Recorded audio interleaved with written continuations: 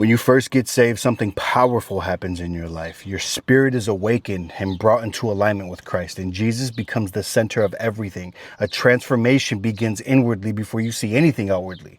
And this is where many new believers get confused, because your spirit encounters truth, but your flesh is trying to do everything it can to catch up.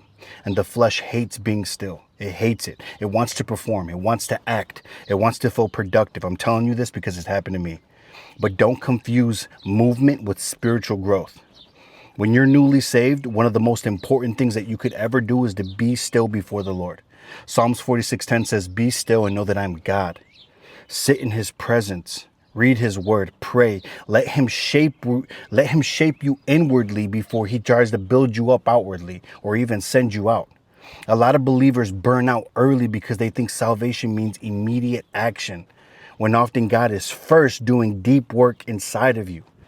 Jesus says in John 15:5, "I am the vine and you are the branches. He who abides in me and I am him bears much fruit." Right? Notice that he says fruit comes from abiding, not striving. If you want to run ahead on your own strength, trust me when I say that your flesh is going to get exhausted. It's trying to do something intimate and immediate that only the spirit can produce. And this is why Jesus calls us to deny ourselves. Luke 9:23 says, "If anyone desires to come after me, let him deny himself and take up his cross daily and follow me." Matthew 16:25 says, "For whoever desires to save his life will lose it, but whoever loses it for my sake will find it." So, if you're newly saved, slow down. Please slow down. Don't let your flesh convince you that you have to prove something.